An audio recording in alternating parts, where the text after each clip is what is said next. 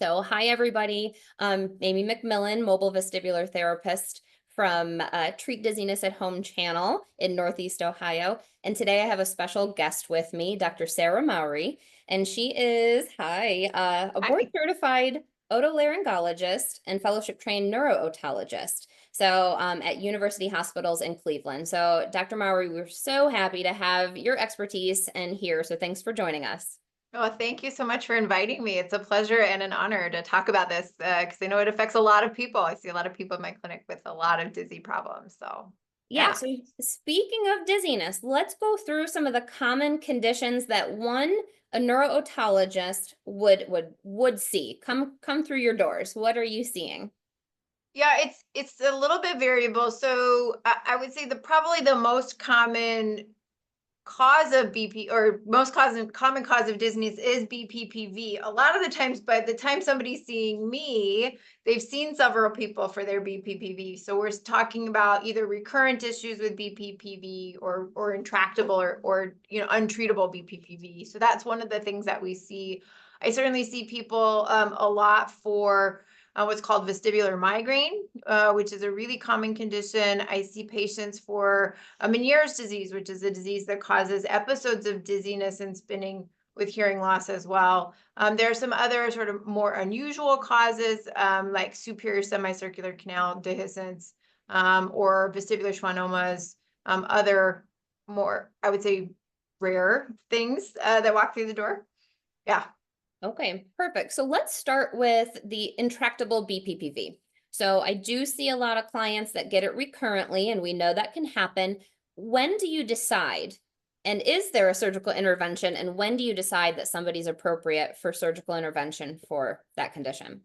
That's a great question. I'm going to tell you that I think that's an area that's relatively controversial in my field, to be perfectly honest with you. Actually, our last a big national meeting of neurotologists, this was a topic that came up, and how do you manage intractable BPPV? I think for patients who continue to have the classic symptoms of canalithiasis, meaning that the little crystals are in the canal itself and not attached to the organ, the balance organ itself. Um, there are patients where you just can't clear those effectively, and they continue to have dropped crystals into the balance canal.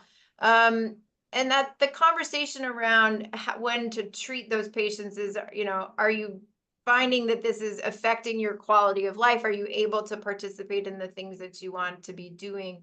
And if not, then one of the options is something called, yes, there is a surgical option in answer to your question. Okay. There is a surgical option for this, and it's called canal plugging. So we go in and through a surgery that we do behind your ear, we go down to that little tiny balance canal, and we actually open it up and plug it so that the little crystals can't, uh, A, they can't get in there anymore, and B, we sort of inactivate that balance canal for patients, so that if crystals are down there, they're not activating the balance canal. So that's one option.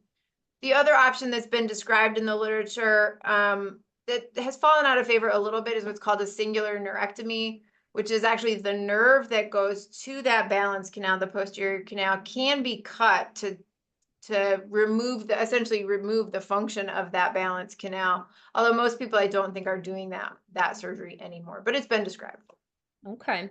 Yeah. So if we talked about the canal plugging, first, we're not talking about 1 or 2 episodes of BPPV. This is Oh, right. quality of life, and this is somebody who has probably been dealing with it maybe for decades or so, Decade. Yeah, absolutely. I and mean, they're these are patients who are really incapacitated, like in a wheelchair, cannot function because of their BPPV. So this is a rare event Mhm. for sure.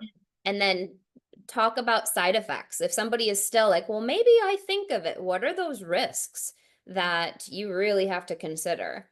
Yeah, I mean, anytime we're operating in the inner ear, because this is basically where we're operating when we open that balance canal, there's about a 15% chance that people will lose the hearing in the ear because the balance organs and the hearing organ are connected. And so that's not an insignificant risk. And so somebody needs to be willing to take that risk. There's also, for some patients, when we take away the function of one of the balance canals, the rest of the system has to be able to compensate for that change in the system. And so there are patients who struggle with compensation in the balance system. And those are patients that I would probably say, you know, we may exchange one problem for another. And that is also something to think about.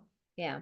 Yeah. So I know you don't take that surgery lightly at all. No, Like you said, you're trading one or two symptoms for a whole host of others, possibly. So potentially, it yeah. might just find your favorite vestibular therapist, get really good at home maneuvers, and make some Right. modifications, unfortunately. Yeah. So let's talk about another common condition you mentioned, Meniere's disease. So Yes. what options for treatment, conservative versus when are you doing more surgical interventions or more invasive? Yeah, and I think Meniere's disease is a tricky one, right? Because it's not always very responsive to doing home maneuvers. There's not great balance therapy for Meniere's disease because it does happen many times for patients really out of the blue. They get these really horrible dizzy spells, which don't really respond very well to balance therapy because the inner ear is malfunctioning and then it just gets better. So for Meniere's disease, we often will do the first line of treatment is conservative management for Meniere's disease, and that's really diet modification, some lifestyle modifications, and then for patients who have a really significant dizzy component, I use a diuretic or a water pill to help draw off some of the salt and water that's in the inner ear that we think are responsible for some of the symptoms associated with this. And that the other thing that we often do in the office now that has been, I think, really revolutionary in terms of how we treat Meniere's disease patients is doing what we call intratympanic steroid medication. So this is a procedure we can do in the office for people. We put some steroid medicine directly in the ear. It does involve a needle. So I just want to make sure that people understand that. But it's really, I think, changed how we manage Meniere's disease. We do a lot less surgical intervention for Meniere's disease because for most patients, between diet, a water pill, and sort of intermittent occasional steroid usage, we really manage probably 75 to 80% of people really effectively that way. Okay. So from a surgical standpoint, for patients who, I mean, that means that there are still some patients that are not well controlled with conservative stuff. And that means that there are some surgical options. We can do something called endolymphatic sac surgery. And that's a pretty, it's obviously a surgery, so it's invasive, but the goal with that surgery is that it doesn't destroy anything. So we're not destroying the balance system. We're not affecting the hearing with that one. And then we start talking, if that doesn't work, we start talking about more destructive things, whether that's cutting the balance nerve or doing something, medication called gentamicin, which is also designed to sort of damage the balance system so that you stop having dizzy spells, or the sort of nuclear bomb, which is a labyrinthectomy, where we go and actually remove the balance organ so that you don't have dizzy spells anymore. Okay. Yeah. And what would the time frame be with something like that? How often or how many years are you using the intratympanic injections before we're talking anything surgical at all? Well, that's a great question, and that's not really up to me, right? So I think that's a conversation that I'm going to have with patients to say, you know, are you in a place where you can have a spell every once in a while and it's not hugely disruptive to your lifestyle? I've had patients, you know, who are truck drivers who say, I can't have a dizzy spell ever because I'm driving my big rig down the freeway at 70 miles an hour. But I have other patients who say, oh, you know, I'm retired. I can, you know, it doesn't feel good when it happens, but it's not a huge lifestyle disruptor for me. So it's really a very patient-centered conversation about what is the right next step when something's not working. Okay. When I think about the intratympanic steroids, there's really no maximum number of steroid injections that you can give to somebody. I usually say if somebody's had 3 or maybe 4 injections in a, you know, over a month or two, and they're still having a lot of dizzy spells, I said, well, let's think about what your other options are, because this isn't working. Yeah. Does that answer your question? Yeah, I think that was great. And again, very patient-centered. There is no protocol. There is no complete answer. We are all individuals on our own journey. And the fact that you're very patient-centered, I think, you know, that obviously speaks to what it should be. Yeah. So let's talk about another common, I hear a lot is eustachian tube dysfunction. Yes. Oh, I don't want it to be like an overall, vague term, but there's adults who think that there's nothing that can be do. I've always had issues with my sinuses. I feel like my ears are full, but there's nothing I can do. Is that true? No, absolutely not. There's definitely, and I think this is also something that's been new in the last 10 years, right? So we do have for patients who've struggled with eardrum issues, who've struggled with fluid in their ears over the years, who have a lot of fullness and pressure, we can do something now called a eustachian tube dilation. So that has come, was probably within, I guess maybe in the last 10 years is when that's been FDA approved for use in this country. So that's a procedure where we go actually through your nose, not through your ear.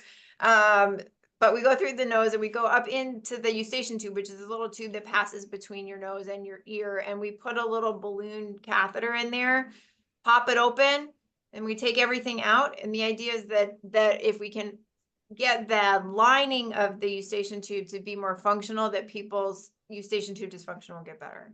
So that's certainly an option. Okay. Yeah. So I have a lot of patients who have trouble finding the right provider who will, I don't want to say do the procedure, but make sure they're appropriate. Who's the first line of defense? Where are people going to make sure? Like what tests are involved? Where are people going to make sure they do or do not have eustachian tube dysfunction? Well, that's a great question. I think generally speaking, ear, nose, and throat doctors are going to be the ones who are doing a lot of this work. You don't have to be seeing a neurotologist to have your eustachian tube evaluated or treated for that matter. So there's a lot of great comprehensive otolaryngologists out there who are managing this disorder for people. I think first, a lot of us would say that the first thing to do, besides talking to your patient and taking a look at their ears, to get an audiogram or a hearing test where we're going to look at what's going on with your eardrum. Is it really sucked in? Are you having problems with that?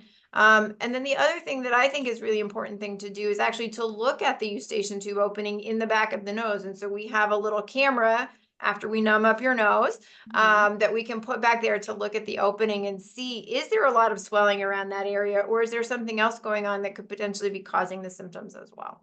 Okay, perfect. Yeah. So you mentioned vestibular migraines, and I Yeah. wondered how often you're treating that, or if you are then maybe identifying and diagnosing and then referring out. So how much are you handling that diagnosis? That's a great question. Also controversial in my field. So there's definitely people who are trained in the same way that I've been trained that don't treat vestibular migraine, but I think most of us have recognized that this is something that we see, we diagnose, and I think it's important to know how to treat that as well. So I actually see a lot of vestibular and treat a lot of vestibular migraine in my practice.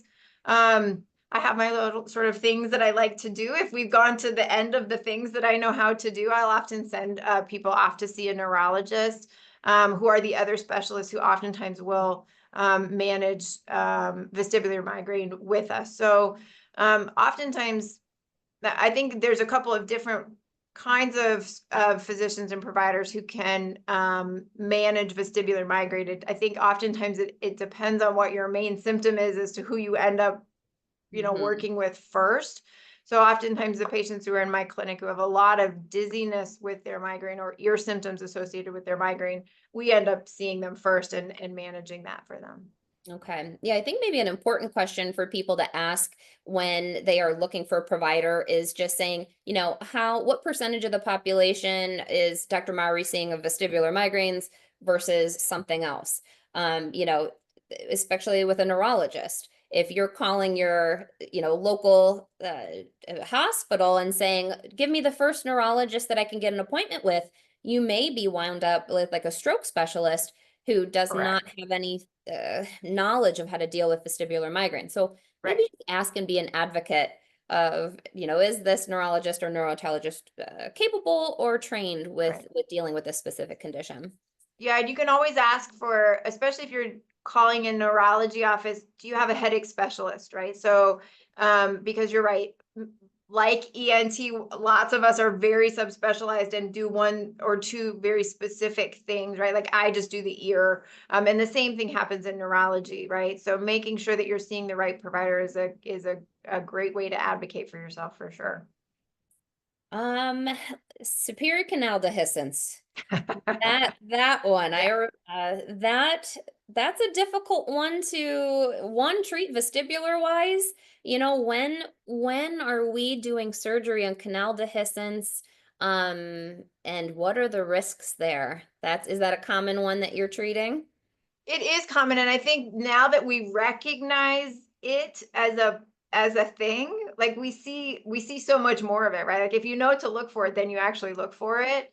So I actually see a lot of patients with this disorder. Again, this is very much a patient-centered thing, and the challenge with superior canal dehiscence is that it's none of these symptoms really are going to hurt you, right? In terms of these are not life-threatening for the most part symptoms that people have. There's really a major quality of life thing, whether it's you can hear your voice in your ear or your heartbeat's beating in your ear. There are some dizzy symptoms that sometimes patients get with this disorder, but a lot of the times patients come in to see me and I tell them what their problem is and I tell them, you know, these are the options, and it really is a surgical disorder. There's not a lot of either medical or therapy options for it. And people say to me, oh, well, I just wanted to know what was wrong. I'm okay with it. I don't necessarily, it's not something that's so bothersome to me that I need to have a surgery for it. But again, that's a conversation that we have, you know, back and forth about it, much like the canal plugging for posterior canal or BPPV, similar sort of risks. So we're going in, we're manipulating the inner ear. So there's risk of inner ear hearing loss. There's risk of balance issues. Again, maybe trading one problem for another. Yeah, so again, it's a lot of people do just want the answer. Oh, now I have a name to it and I know what to expect. Like you said, this one's not life-threatening. So, okay, as long as I know what to expect, that puts a lot of people's mind at ease. So just listening and giving answers. I think unfortunately a lot of people get told either A, you just like there's nothing wrong with you, or Mm. B, you know, people get told that they're crazy for some of these symptoms, which is totally unfair and not true, right? So there is definitely something there, but a lot of people do like the having the reassurance that they're, you know, it's going to be okay Going to is be huge. okay. Yeah. Yeah, speaking of it's all in your head and tests are normal. What's your take on PPPD, persistent postural perceptual dizziness? Oh yeah, triple PD. This is also a very hot topic. So I think triple PD is something that we are still learning a lot about. It is something I think we, much like superior canal dehiscence, maybe 5 or 10 years ago, we're I think now that we know about it, we recognize it more. Um, I think that triple PD is a challenging one. I do think that therapy is important. And I think there are some things that can be done conservatively for PPD, triple PD, right? It is definitely not a surgical disorder at this point. And we don't think that that's the case. So is So. there a treatment kind of protocol that you would say, do you do one thing at a time, or is there a few things that you do at one time, resources that you can point patients to who have been diagnosed with triple PD? Triple PD. So I'm a firm believer that if you do a lot of things all at once, then you don't actually know what's helping. And so I'm kind of a do one thing, let's see how it goes. And if that's not working, let's try something else. I think that I do think that I often will start with vestibular therapy. How do we retrain the system to interpret this information appropriately? For those patients who continue to have issues and particularly bothersome symptoms, there are some medications that have been described, some of the what are called SSRIs, which are antidepressant medications, but really what they do is they sort of stabilize the nervous system to a certain degree. And so I think that those are some of the other medications that have been used successfully for patients in the past.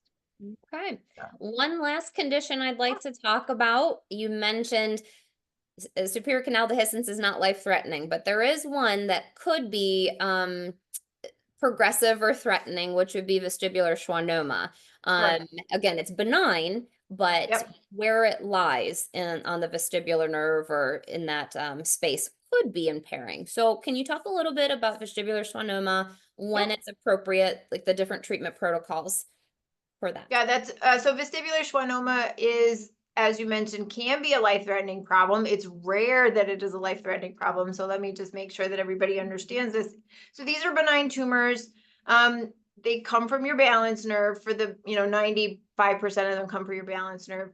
They're in high-priced real estate, right? So this is a tumor that grows in a place where the hearing and balance nerve is and your facial nerve is in there. And so when we think about how to manage these things, there's a couple of different things that we have to think about. We think about the size of the tumor, we think about the patient's hearing status, we think about what the other symptoms are that are going on, and the patient's age also play a role in that. And so there's, just in a nutshell, essentially 3 different ways that we sort of look at these problems. One, sometimes we just observe them. Sometimes we find them, they're small, or there's other reasons why we may not want to do an intervention. And we can monitor these. And I think that's not an unreasonable option for a lot of patients. Some patients do need an open surgery where we go in and remove tumors. And then there's another group of patients who benefit from something called radiosurgery, where we go in, we give patients a small dose of radiation to get the tumor to stop growing. But yes, I would say for patients, so the things like sort of red flags that would make us say, well, we should investigate a little bit more is, really difficult to manage dizziness, hearing loss in just one ear, ringing and or fullness or pressure in just one ear. So it's really, usually these are patients who have symptoms in just one ear. And so that always raises a little bit of a red flag for me to say, well, what's going on in that ear? Why are we having trouble with it? So, Okay. yeah.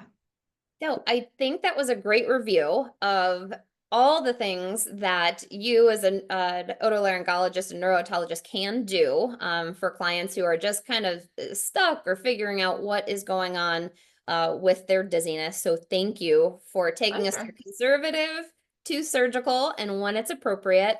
And if you don't mind telling everybody, where they might be able to find you, we'll put the description, all your details below. And if any Yeah. questions arise, we'll make sure that we get questions answered. So tell everybody where they can find you and any other information you want to offer.